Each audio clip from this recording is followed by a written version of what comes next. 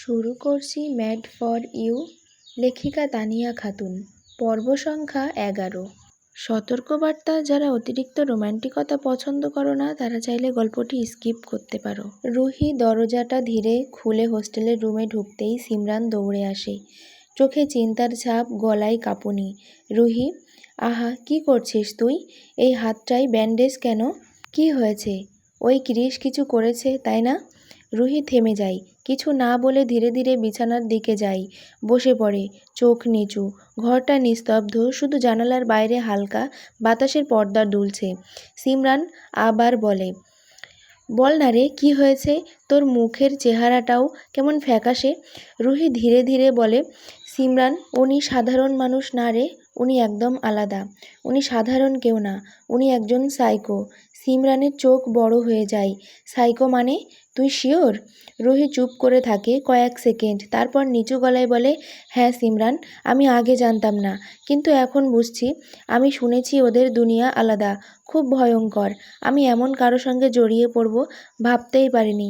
সিমরান অবাক হয়ে বসে পড়ে রুহির পাশে। তাহলে এখন কি করবি তুই? ওকে ছাড়বি? রুহির চোখে জল এসে যায়। ছাড়তে পারবো না, উনি আমাকে ছাড়বেন না। উনি খুব জেদি মানুষ। আমি যদি দূরে যাওয়ার চেষ্টা করলে আমাকে এইভাবে তিলে তিলে মারবে। সিমরান বলল, তাহলে কি ভাবছিস তুই? পালাবি?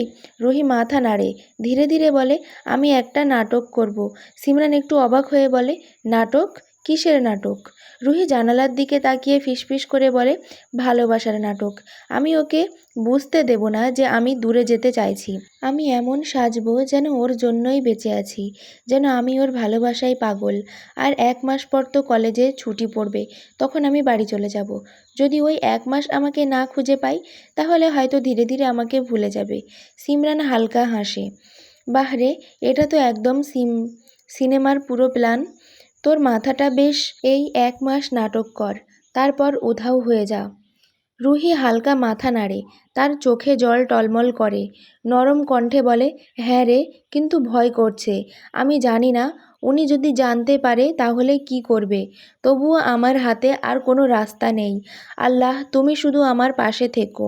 সিমরান এগিয়ে এসে রুহির কাঁধে হাত রাখে। ভয় পাস না, আমি আছি তো তোর পাশে। রুহি তাকায় জানালার দিকে।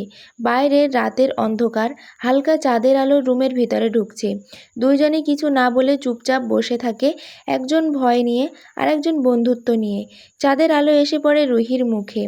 তার চোখে অশ্রু ঝলমল করছে, নরম ঠোঁট কাঁপছে, আর সে নিজের মনে শুধু একটাই কথা ভাবছে, 1 মাস, শুধু 1 মাস টিকে থাকতে হবে, তারপর সব শেষ। দৃশ্যপট আসলো পরদিন সকালবেলা। পরদিন সকালটা ছিল শান্ত। হোস্টেলের উঠানে নরম রোদ পড়েছে। পাখিরা ডাকছে, মেয়েরা কেউ ক্লাসে যাচ্ছে, কেউ চা খাচ্ছে। রুহি আয়নার সামনে দাঁড়িয়ে চুল আঁচড়াচ্ছে, চোখের নিচে ক্লান্তির ছাপ। তবুও আজ সে মুখের হাসি লাগিয়েছে। সিমরান পাশ থেকে বলে, রুহি, তুই চিন্তিত? আজ থেকেই নাটক শুরু করবি? রুহি আয়নায় নিজের মুখ দেখে তাকিয়ে বলে, হ্যাঁ রে, আজ থেকেই শুরু। আজ থেকে আমি সেই রুহি যে কিনা ক্রিস ছাড়া এক মুহূর্তও থাকতে পারে না। সিমরান মৃদু মাথা নাড়ে, তবে সাবধানে করিস। ক্রিস ততটা সহজ মানুষ নয়। রুহি চুপচাপ ব্যাগটা কাঁধে তুলে নেয়। আমি জানি রে, তবুও চেষ্টা করতে হবে। তুই তো যাবি না, ভালো করে থাকিস। কলেজের গেটে পৌঁছাতেই চারপাশ ছাত্রছাত্রীদের কোলাহল। রুহি ধীরে ধীরে ভেতরে ঢোকে, আর হঠাৎ দূরে দেখতে পাই ক্রিস দাঁড়িয়ে আছে গাছের পাশে।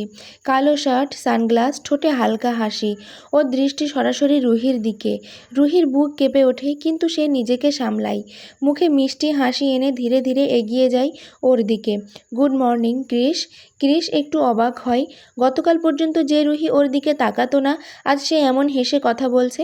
ক্রিস ঠোঁটের কোণে হাসি টেনে বলে, আজ মেজাজ ভালো মনে হচ্ছে বাটারফ্লাই। রুহি চোখ নামিয়ে হাসে, ভালো আছি, আপনি যত্ন করেন বলে। ক্রিস একটু চেয়ে থাকে ওর চোখেই কিছু অচেনা ঝিলিক। ভিতরে ভিতরে ওর হাত ঘামছে, বুক ধড়ফড় করছে, কিন্তু মুখে সেই শান্তি, মিষ্টি হাসি।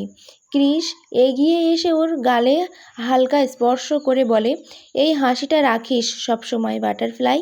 কিন্তু ভুল করেও আমার থেকে দূরে যাওয়ার চেষ্টা করলে তোকে জ্যান্ত কবর দিতেও আমার হাত কাঁপবে না। রুহির শরীর কেঁপে ওঠে, কিন্তু সে কিছু বলে না। দিনটা কেটে যায়। ক্লাস, হাসি, কথায়। ক্রিস বারবার রুহির দিকে তাকায়, রুহিও জোর করে হাসে, আর প্রতিটা মুহূর্তেই ওর ভেতরে একটা ভাবনা ঘুরে বেড়ায়, 1 মাস, শুধু 1 মাস, তারপর আমি মুক্ত।